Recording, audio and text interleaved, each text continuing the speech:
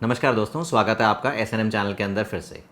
आज हम बात करेंगे एक विशेष दिन की जो आज मनाया जा रहा है, और आज जो मनाया जा रहा है दिन उसका नाम है world hepatitis day. World hepatitis day हर साल 28 जुलाई को मनाया जाता है। विश्व स्वास्थ्य संगठन यानी कि वर्ल्ड हेल्थ ऑर्गेनाइजेशन ने इस बार वर्ल्ड हेपेटाइटिस डे के अवसर पर जो थीम रखी है उसका नाम है हेपेटाइटिस कैन नॉट वेट। हम समझने की कोशिश करते हैं कि आखिर हेपेटाइटिस क्या है और इसके बारे में वर्ल्ड हेल्थ ऑर्गेनाइजेशन हमसे क्या चाहती है कि हम क्या चीज़ के बारे में सतर्क बने। जब हम बात करते हैं हेपेटाइटिस की, तो हेपेटाइटिस का मतलब होता है पेशेंट के या किसी भी व्यक्ति के जिगर के अंदर एक सूजन का होना। जब हम हेपेटाइटिस के कॉजेज़ की बात करते हैं तो ये बहुत सारे कारणों से हो सकता है, जैसे कि इन्फेक्शंस, ये हो सकता है केमिकल्स के कारण, ये हो सकता है शराब पीने के कारण, ये हो सकता है काफ़ी सारे ऑटो इम्यून डिसऑर्डर्स के कारण।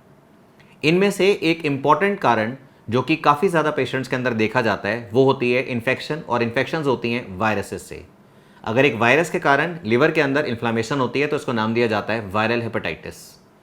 ये अलग अलग प्रकार के वायरसेस हैं जो वायरल हेपेटाइटिस करा सकते हैं, जिसमें विशेष तौर पे जो 5 वायरसेस हैं जो कि लिवर के अंदर इन्फ्लामेशन या सूजन करा सकते हैं उनका नाम है hepatitis A, B, C, D और E। ये सारे के सारे वायरसेस जो होते हैं ये लिवर के अंदर सूजन करा के पेशेंट के ऐसी कंडीशन में पहुंचा देते हैं जहां पे उसकी क्वालिटी ऑफ लाइफ काफ़ी कॉम्प्रोमाइज़ हो जाती है, यानी कि उसका स्वास्थ्य काफ़ी गिर जाता है और इसके कारण पेशेंट के अंदर समस्या देखने को मिलती है। क्यों हमें बात करनी चाहिए हेपेटाइटिस के बारे में? क्योंकि हेपेटाइटिस देखिए आज के डेट में एक ग्लोबल हेल्थ प्रॉब्लम है। इसकी और भी सिग्निफिकेंस है क्योंकि बहुत सारी कंडीशंस के अंदर छोटे बच्चों से लेकर बड़े बुजुर्ग तक और कई प्रकार के लोग जिनके बिहेवियर्स की हम बात करेंगे उनके अंदर हेपेटाइटिस होने की संभावना ज़्यादा है। जैसा कि मैंने आपको बताया कि 5 तरह के वायरसेस हैं जो हेपेटाइटिस करा सकते हैं। इनमें से कुछ वायरसेस के अगेंस्ट हमारे पास वैक्सीन अवेलेबल है। इसका मतलब है कि इन इन्फेक्शंस को हम प्रिवेंट कर सकते हैं। काफ़ी के अगेंस्ट हमारे पास अच्छी दवाइयाँ अवेलेबल हैं, और काफ़ी जो हैं उनके बारे में हमें जानकारी इसलिए होनी चाहिए क्योंकि या तो वो पेशेंट के अंदर छोटे समय तक बीमारी कर सकते हैं, लेकिन इनमें से कुछ वायरसेस लंबे समय तक यानी कि क्रॉनिक डिजीज भी करा सकते हैं। वर्ल्ड हेल्थ ऑर्गेनाइजेशन ने इस बार वर्ल्ड हेपेटाइटिस डे के बारे में जो आंकड़े हमारे सामने रखे उससे हमें पता चलता है कि हेपेटाइटिस कितनी ज़्यादा चौंकाने वाले स्पीड से विश्व भर के अंदर फैल रहा है। जैसे कि आपकी स्क्रीन के ऊपर आ रहा है कि इस समय पर विश्व के अंदर लगभग 35 करोड़ ऐसे लोग हैं जिनको हेपेटाइटिस है। इससे भी ज़्यादा शॉकिंग बात है कि 10 लोगों को यदि हेपेटाइटिस है उनमें से 9 लोगों को जानकारी ही नहीं होती है कि उनको हेपेटाइटिस की समस्या है। हमें साथ में यह भी समझना है कि अगर हम एकजुट होकर एक साथ इस के बारे में जानकारी प्राप्त करेंगे और सही समय पे दवाइयाँ लेंगे और वैक्सीनेशन लेंगे तो इसकी एक बहुत अच्छी संभावना है कि 2030 तक इस हेपेटाइटिस को हम जड़ से ही मिटा दें। अब आपका एक सवाल होगा कि इस बार WHO ने वर्ल्ड हेपेटाइटिस डे पे ऐसा क्यों बोला कि हेपेटाइटिस कांट वेट। इसका मतलब है हेपेटाइटिस इंतज़ार नहीं कर सकता। तो हेपेटाइटिस कांट वेट में हमने ये समझा कि कौन कौन से वो रिस्क फैक्टर्स हैं, कौन कौन से वो लोग हैं जिनके अंदर हेपेटाइटिस होने की संभावना ज़्यादा है। अगर संभावना ज़्यादा है तो इन विशेष लोगों के अंदर हमें ज़्यादा एफर्ट करनी पड़ेगी जिससे इनके अंदर हम हेपेटाइटिस के चांसेस को कम कर पाएँ। समझने की कोशिश करते हैं कि कौन कौन से ऐसे विशेष ग्रुप्स हैं, जैसे कि न्यूबॉर्न बेबीज़।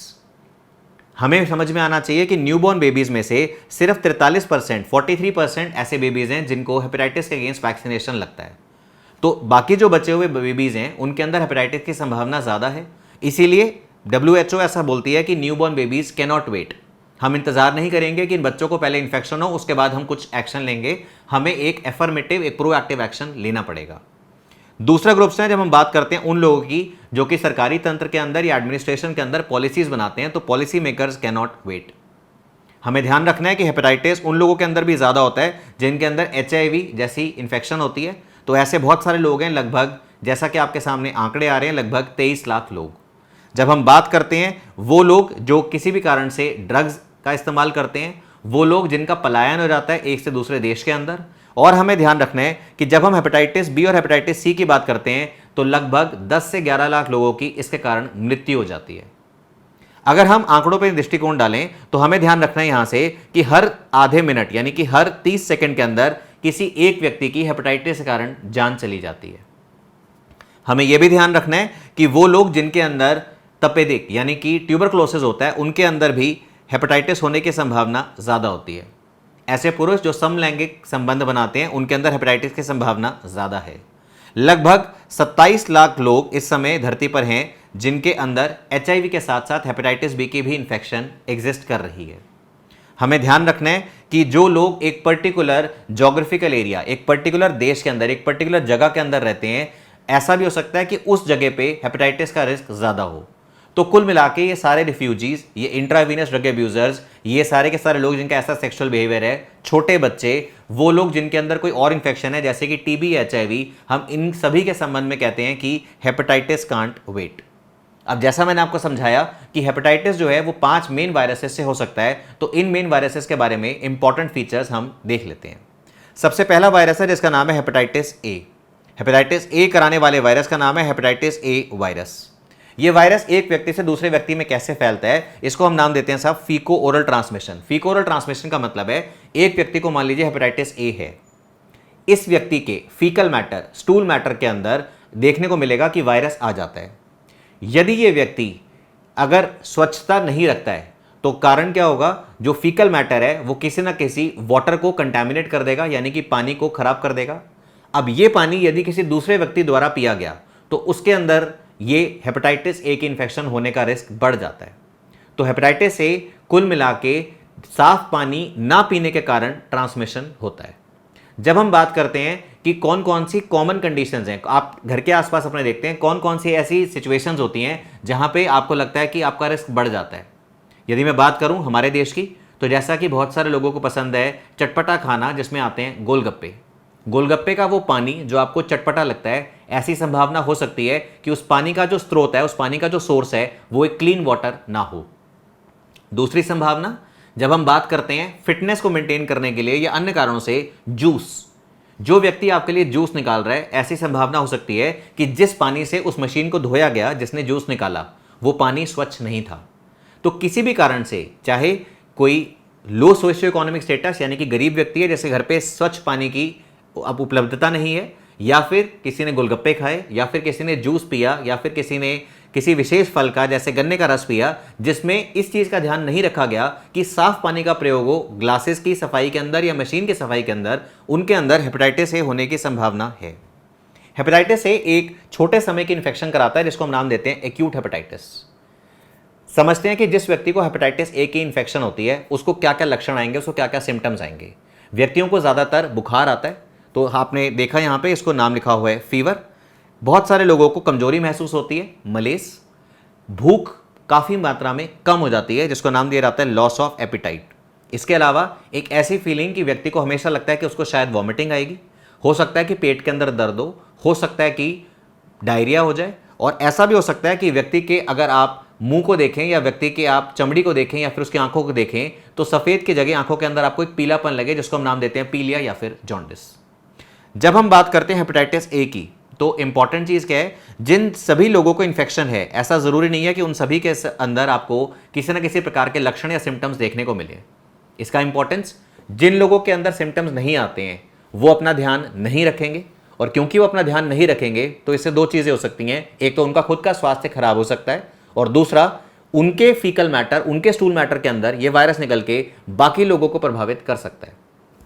हेपेटाइटिस ए के लिए हमारे पास कोई विशेष या स्पेसिफिक दवाइयां अवेलेबल नहीं है। इस पर्टिकुलर कंडीशन में हमें ध्यान रखना है कि जब रिकवरी होती है तो इसमें समय लग जाता है। तो रिकवरी हम देखते हैं कि इसके अंदर स्लो रिकवरी हो सकती है जिसके अंदर कुछ हफ्ते से लेकर कुछ महीने लग सकते हैं। जैसा कि आपकी स्क्रीन पे आ रहा है, किस प्रकार से हम हेपेटाइटिस ए के चांसेस को कम कर सकते हैं। मैंने आपको समझाया ये वायरस कैसे ट्रांसमिट कर रहा है। ये ट्रांसमिट कर रहा है गंदा पानी पीने से, यानी कि फीको ओरल ट्रांसमिशन।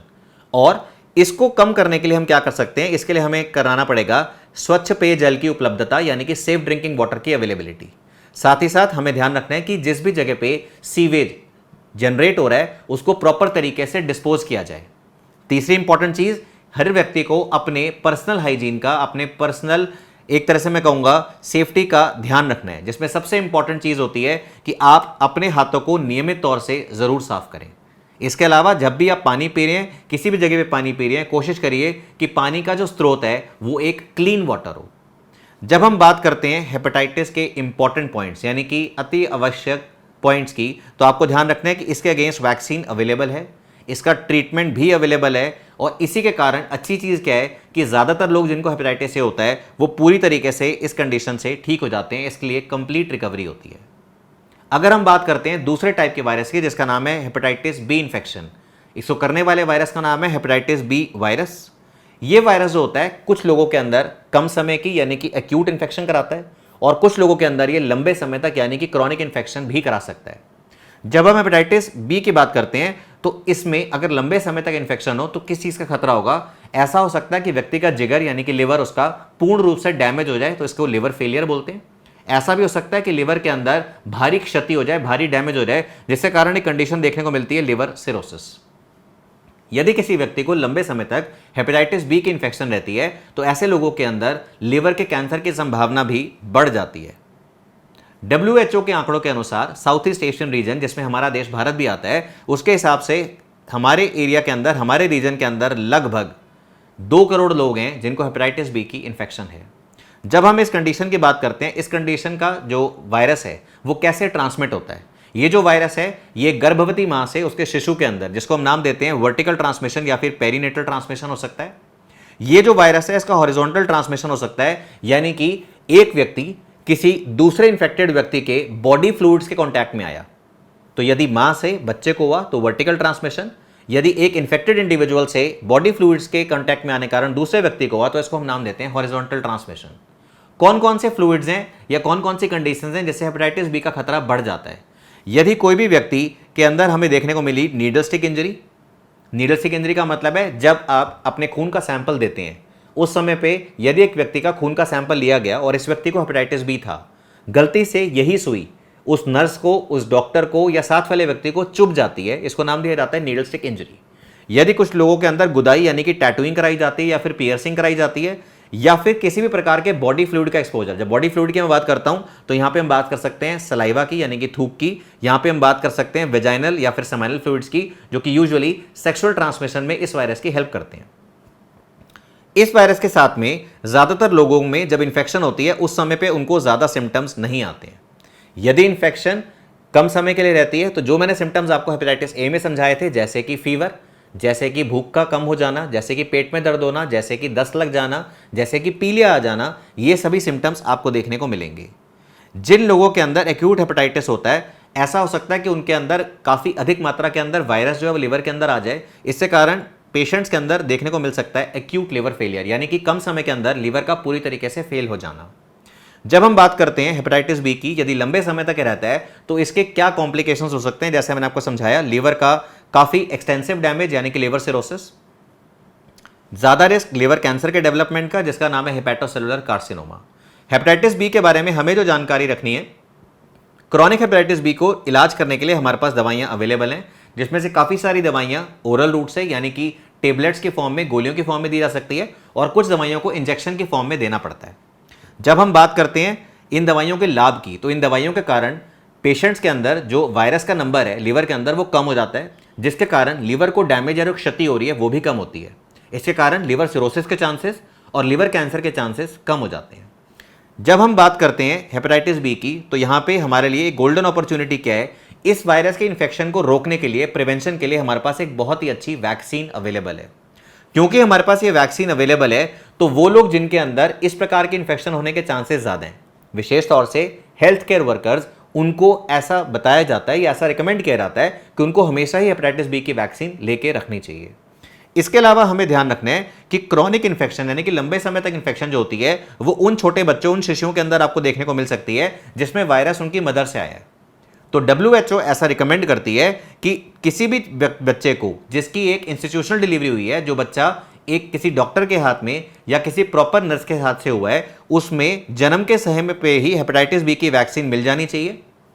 यदि जन्म के समय पे नहीं मिली है तो जन्म के जितनी जल्दी हो सके उतनी जल्दी मिल जाए, और इसके बाद आप पेशेंट के अंदर यानी कि छोटे बच्चे के अंदर 2 या 3 डोज हेपेटाइटिस बी की वैक्सीन मिल जानी चाहिए, जिसमें 2 डोजेस के बीच में जो गैप होता है लगभग 1 महीने का यानी कि 4 हफ्ते का। तो जब बच्चा पैदा हुआ उसी समय पे एट बर्थ मिल जाए या 24 घंटे के अंदर अंदर पहली डोज मिल जाए, और उसके बाद जो दूसरी और तीसरी खुराक है उसके अंदर 4 हफ्ते का गैप रख के कुल मिला के 3 डोजेज अगर इस बच्चे को मिल जाती हैं तो इस बच्चे के अंदर आप देखेंगे कि वायरस के अगेंस्ट काफी ज्यादा पावर या काफी ज्यादा इम्यूनिटी बन जाती है। ये इम्यूनिटी लगभग 20 साल या उससे ज्यादा भी दिखाया गया है कि बच्चे के अंदर वायरस की रेप्लिकेशन या वायरस के मल्टीप्लिकेशन को या वायरस के इन्फेक्शन के चांसेस को कम कर देती है। हमें ध्यान रखना है इसके अलावा बच्चों के अंदर वैक्सीनेशन के अलावा वो लोग जिनके अंदर वायरस के थ्रू कंटामिनेशन या वायरस के थ्रू इन्फेक्शन होने के चांसेस ज्यादा हैं, उनके अंदर प्रिवेंटिव मेडिसिन का भी अवेलेबिलिटी है। इसके अलावा हम एक स्ट्रैटेजी बोलते हैं जिसको नाम दिया जाता है ब्लड सेफ्टी स्ट्रैटेजीज, जिसके अंदर इस चीज का ध्यान रखा जाए कि यदि किसी व्यक्ति से दूसरे व्यक्ति को खून का ट्रांसफ्यूजन दिया जाए तो इस खून की पहले ठीक तरीके से जांच कर ली जाए। हमें इस चीज का भी ध्यान रखना होता है कि दो व्यक्ति जब आपस में यौन संबंध बनाएं यानी कि वो फॉलो करें सेफ सेक्सुअल प्रैक्टिसेस। इसमें ध्यान रखना होता है कि दो व्यक्ति जब भी सेक्सुअल एक्टिविटी कर रहे हैं तो वो बीच में कोई बैरियर मेथड ऑफ कॉन्ट्रासेप्शन जैसे कि कॉन्डम का प्रयोग करें। वो ध्यान रखें कि उनके मल्टीपल सेक्सुअल पार्टनर्स अगर ना हो तो ज्यादा अच्छा है, यदि किसी कारण से हो तो ठीक प्रकार के उचित प्रकार के प्रिकॉशंस लेके ही इस प्रकार के संबंध बनाए जाएं। इसके अलावा हमें ध्यान रखना है कि इस वायरस के अगेंस्ट हमारे पास वैक्सीन अवेलेबल है। इस वायरस का इलाज करने के लिए भी हमारे पास कुछ ट्रीटमेंट अवेलेबल है, लेकिन पूर्ण रूप से कंप्लीट क्योर अभी संभव नहीं है। तो हम कोशिश कर सकते हैं कि वायरस का जो लोड है वो शरीर के अंदर कम से कम करें और पेशेंट्स के अंदर कॉम्प्लिकेशंस को कम किया जा सके।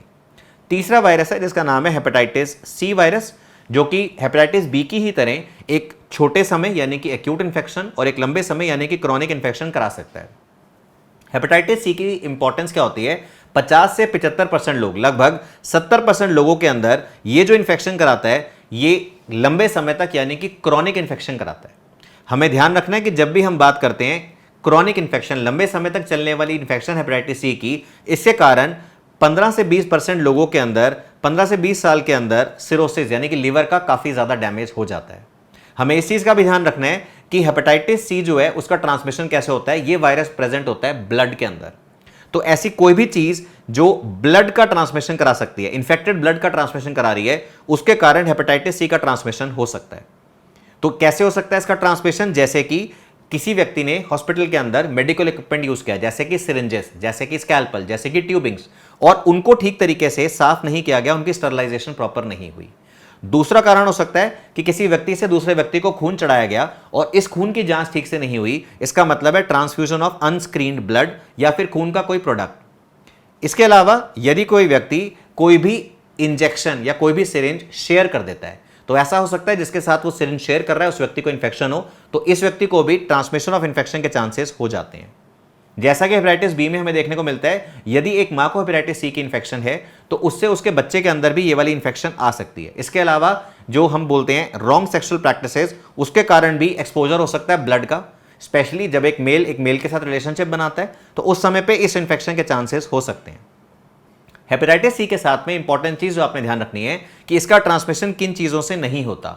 मैंने आपको बताया हेपेटाइटिस बी की तरह इसका ट्रांसमिशन होता है, लेकिन ये सिर्फ और सिर्फ ब्लड से, यानी कि अकेला बॉडी फ्लूइड, जैसे हेपेटाइटिस सी का ट्रांसमिशन होता है, वो होता है सब ब्लड। हेपेटाइटिस बी जो था वो सलाइवा से, वो बाकी बॉडी फ्लूइड से भी ट्रांसमिट हो सकता था, लेकिन हेपेटाइटिस सी जो होता है वो ब्रेस्ट मिल्क से, खाना से, पानी से, या फिर कैजुअल कॉन्टैक्ट, जैसे किसी व्यक्ति के साथ में गले मिलना, किसी व्यक्ति के साथ में हाथ मिलाना, किसी व्यक्ति को किस कर लेना, इन सभी चीजों से ये हेपेटाइटिस सी का ट्रांसमिशन नहीं होता है। जब हम बात करते हैं हेपेटाइटिस सी की तो हमें ध्यान रखना है कि शुरू के अंदर ज्यादातर लोगों को किसी भी प्रकार के लक्षण नहीं आते हैं, लेकिन अगर लंबे समय तक इंफेक्शन रहे और लक्षण ना आए तो व्यक्ति जो है वो काफी समय तक अनडायग्नोस्ड रहता है।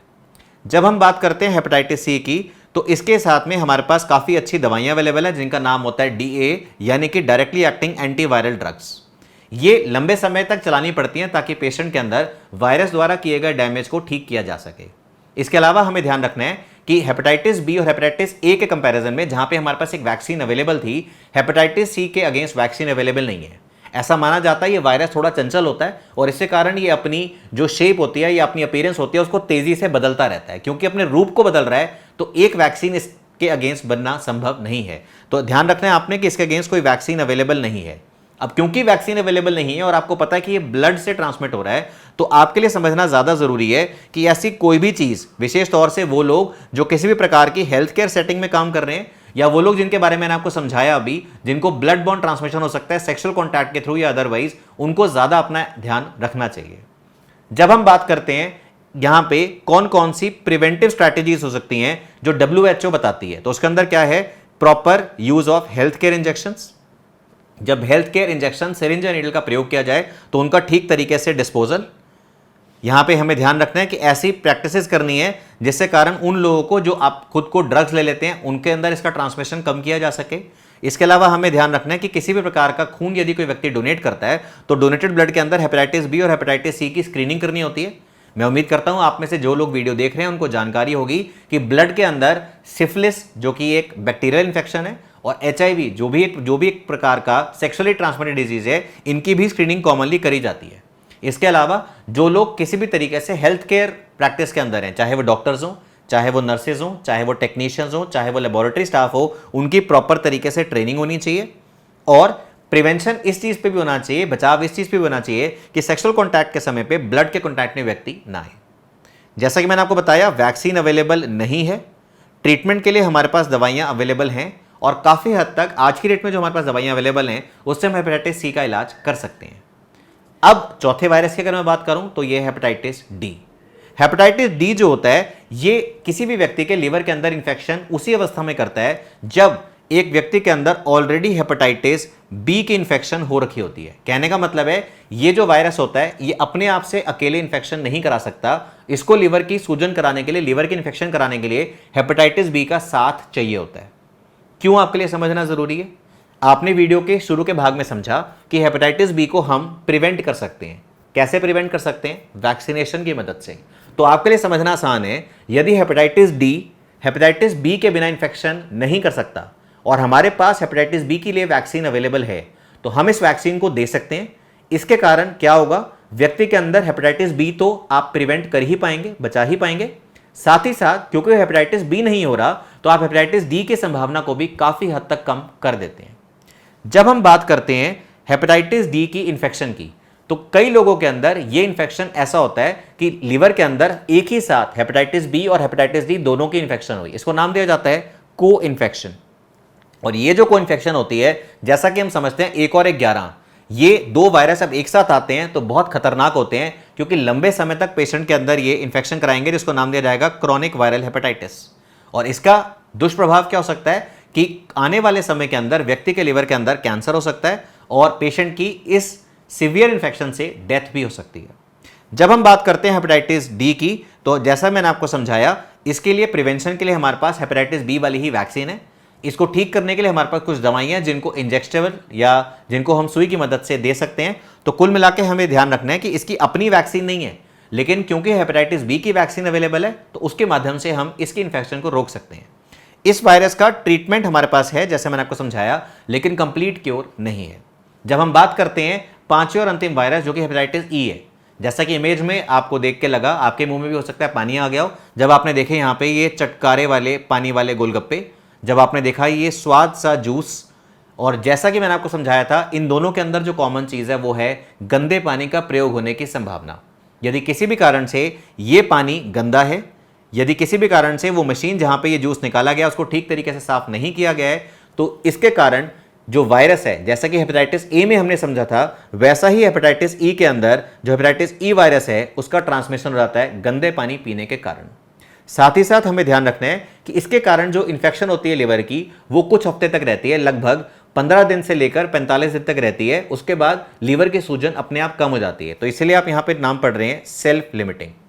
इंपॉर्टेंट चीज, यदि किसी गर्भवती महिला, किसी प्रेग्नेंट लेडी को हेपेटाइटिस ई की इंफेक्शन हो जाए तो ये वायरस ऐसी अवस्था के अंदर लिवर को बहुत ज्यादा क्षति, बहुत ज्यादा डैमेज कराता है। इसके कारण व्यक्ति का जो लिवर है, जो उस नारी का, जो गर्भवती महिला है, उसका जो लिवर है वो बहुत तेजी के साथ फेल होना स्टार्ट कर देता है कम समय के अंदर, जिसको नाम दिया जाता है फुलमिनेंट हेपेटाइटिस। पेशेंट्स के जो सिम्टम्स आएंगे हेपेटाइटिस ई के अंदर वो बिल्कुल वैसे ही होंगे जैसे बाकी हेपेटाइटिस में होते हैं। वही पीलिया, पेट में दर्द होना, दस्त का लगना, भूख का मर जाना और पेशेंट के अंदर हल्का बुखार। इसके अलावा हमें ध्यान रखना है कि जब भी हम बात कर रहे हैं ऐसी सिचुएशन की जहां पे गर्भवती महिला है, वहां पे वायरस बहुत तेजी के साथ लीवर को डैमेज करा सकता है और इसके कारण ऐसी महिलाओं की मृत्यु भी हो सकती है। डायग्नोसिस करने के लिए हम किस चीज़ का प्रयोग करते हैं ज़्यादातर, क्योंकि ये वायरस गंदे पानी के पीने के प्रयोग से होता है, तो इस वायरस के साथ में आपको देखने को मिलेगा कि किसी विशेष जगह पे जहां पे साफ पानी की सप्लाई नहीं है, जहां पे साफ पानी की अवेलेबिलिटी नहीं है, उसी एरिया के अंदर ये वाली इन्फेक्शन होने की संभावना ज़्यादा रहती है। अच्छी बात, ये वायरस कम समय के लिए इन्फेक्शन करा रहा है, तो बहुत सारे मरीजों को अस्पताल ले जाने की आवश्यकता नहीं पड़ती है, तो आपने देखा हॉस्पिटलाइजेशन नॉट रिक्वायर्ड। लेकिन दो कंडीशंस, पहला जहां पे गर्भवती महिला को ये वाली इन्फेक्शन है तो वहां पे प्रॉब्लम क्या हो जाएगी, फुलमिनेंट हेपेटाइटिस, और जहां पे गर्भवती महिला को इन्फेक्शन रहती है, हो सकता है कि उसके अंदर ज्यादा लक्षण आए, सिम्टोमैटिक प्रेग्नेंट फीमेल्स, उनके अंदर ये इन्फेक्शन ऐसी हो सकती है कि उनकी हॉस्पिटलाइजेशन कराने की आवश्यकता पड़े। इस इन्फेक्शन के अंदर हमें बेकार में यानी कि फालतू में ज़्यादा दवाइयाँ देने की आवश्यकता नहीं होती है, क्योंकि मैंने आपको समझाया ये सेल्फ लिमिटिंग इलनेस है। तो ये था हमारा डिस्कशन हेपेटाइटिस के संबंध में 5 important viruses A, B, C, D और E के साथ, जिसके बारे में मैंने आपको जानकारी देने की कोशिश करी। मैं उम्मीद करता हूँ इस वीडियो के माध्यम से आपकी एग्जिस्टिंग नॉलेज हेपेटाइटिस और लीवर की सूजन के बारे में बढ़ गई होगी। हम अपनी टीम की तरफ से मंगल कामना करते हैं कि आपका स्वास्थ्य अच्छा रहे और आपका लीवर, आपका जिगर हमेशा ही स्वस्थ रहे। बहुत बहुत शुभकामनाएं।